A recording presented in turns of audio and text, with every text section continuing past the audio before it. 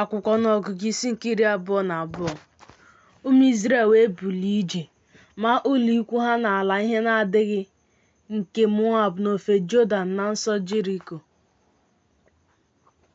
Belak nwa Zipoa wee hụ ihe niile Izrel merere ndị Amọrait. Moab wee tụọ ụjọ ndị Izrel nke ukwuu n'ihi na ọtụtụ ka ha dị. Ike gwụsịa Moab n'ihu ụmụ Izrel. Moab wee sị ndị okenye Midian, ugbu a mkpokọta nke a ga-arachapụ ihe niile nke dị anyị gburugburu, dịka ehi na-arachapụ akwụkwọ ndụ nke ọhịa. Belak nwa Zipoa bụkwa eze Moab na mgbe ahụ. O wee zigara Belam nwa Beoa ndị ozi ruo Petua nke dị n'akụkụ osimiri, bụ ala nke ụmụ ndị ya, ịkpọ ya sị, lee, otu ndị esiwo n'Ijipt pụta. Lee, ha ekpuchiwo ihu ala ndị ahụ na-anọkwa na ncherịta ihu m. Ma ugbu a biko bịa, bụọrọ m ndị nke a ọnụ, n'ihi na ndị dị ike ka ọ bụ karịa m. Eleghị anya m ga-enwe ike ka anyị wee tigbuo ha wee chụpụ ha n'ala, n'ihi na amawo m na onye ị na-agọzi bụ onye a gọziri agọzi, ma onye ị na-abụ ọnụ bụ onye a na-abụ ọnụ. Ndị okenye Moab na ndị okenye Midian wee jee, ihe niile ịjụ ese dịkwa n'aka ha. Ha wee bịakwute Belam gwa ya okwu niile nke Belak. O wee sị ha, nọọnụ ọnọdụ abalị n'ebe a n'abalị a, m ga-eweghachikwara unu okwu dịka Jehova si agwa m okwu. Ndị isi Moab wee nọnyere Belam. Chineke wee bịakwute Belam sị, olee ndị bụ ndị ikom ndị a nọnyere gị?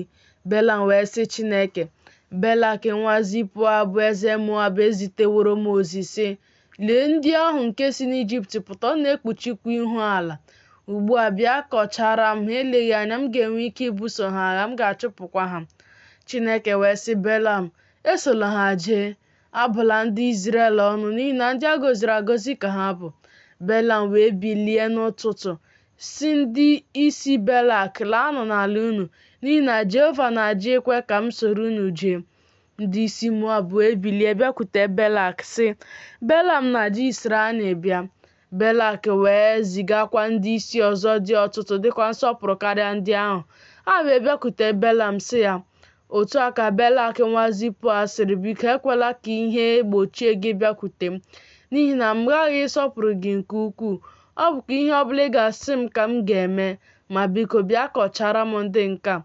Belam wee zaa sị ndị ohu Belak, ọ bụrụ na Belak enyewo m ojuju ụlọ ya nke ọlaọcha na ọlaedo, apụghị m ịgabiga okwu ọnụ nke Jehova bụ Chineke m ime ihe nta maọbụ ihe ukwu. Ma ugbu a biko, nọdụnụ n'ebe ọbụla unu onwe unu abalị a, ka m wee mara ka Jehova ga-akpanyere m ọzọ. Chineke wee bịakwute Belam n'abalị sị ya, ọ bụrụ na ọ bụ ịkpọ gị ka ndị ikom ahụ bịara, gị bilie soro ha jee, ma naanị okwu nke m na-agwa gị, nke ahụ ka ị ga-eme. Belam wee bilie n'ụtụtụ, jikwa nne ịnyịnya ibu ya soro ndị isi Moab jee. Iwe Chineke wee dị ọkụ n'ihi na ọ na-eje. Mmụọ ozi nke Jehova wee guzo onwe ya n'ụzọ ịbụ onye na-emegide ya, ma ya onwe ya na-anọkwasị na nne ịnyịnya ibu ya. Ụmụ okorobịa ya abụọ sokwa ya. Nne ịnyịnya ibu ahụ wee hụ mmụọ ozi nke Jehova ka ọ na-eguzo n'ụzọ. Mma agha ya mịpụtara amịpụta dịkwa n'aka ya. Nne ịnyịnya ibu ahụ wee wezuga onwe ya n'ụzọ jee n'ọhịa. Belam wee tie nne ịnyịnya ibu ahụ ihe iwezuga ya baa n'ụzọ. Mmụọ ozi nke Jehova wee guzo n'ụzọ dị warawara n'etiti ubi vaịn. Ogige dị n'otu akụkụ, ogige dịkwa n'akụkụ nke ọzọ. Nne ịnyịnya ibu ahụ wee hụ mmụọ ozi nke Jehova wee nụba onwe ya na mgbidi, nụbakwa ụkwụ Belam na mgbidi ahụ, wee tie ya ihe ọzọ. Mmụọ ozi nke Jehova wee gabiga ọzọ guzo n'ebe dị mkpa, ebe ụzọ na-adịghị mmadụ ga-ewezuga onwe ya gaa n'aka nri maọbụ n'aka ekpe. Nne ịnyịnya ibu ahụ wee hụ mmụọ ozi nke Jehova wee makpuru n'okpuru Belam. Iwe Belam wee dị ọkụ, o were mkpanaka ya tie nne ịnyịnya ibu ahụ. Jehova wee saghee ọnụ nne ịnyịnya ibu ahụ, o wee sị Belam, gịnị ka m meworo gị na itiwo m ihe ugboro atọ ndị a? Belam wee sị nne ịnyịnya ibu ahụ, n'ihi na ị kwara m emo. ọ ga-adị m nnọọ mma ma a sị na mma agha dị n'aka m, n'ihi na ugbu a m ga-egbuworu gị. Ndị ịnyịnya ibu ahụ wee sị Belam, mụ onwe m abụghị ndị ịnyịnya ibu gị nke nọkwasịworo na m n'ogologo mgbe ruo taa. Anọ m na-eme gị otu a ma ọlị? Ọ sị mba. Jehova wee saghee anya Belam abụọ. O wee hụ mmụọ ozi nke Jehova ka ọ na-eguzo n'ụzọ. Mma agha ya mịpụta dịkwa n'aka ya. O wee rube isi kpọọ isiala n'ihu ya. Mmụọ ozi nke Jehova wee sị ya, n'ihi gịnị ka ị tiworo ndị ịnyịnya ibu gị ihe ugboro atọ ndị a?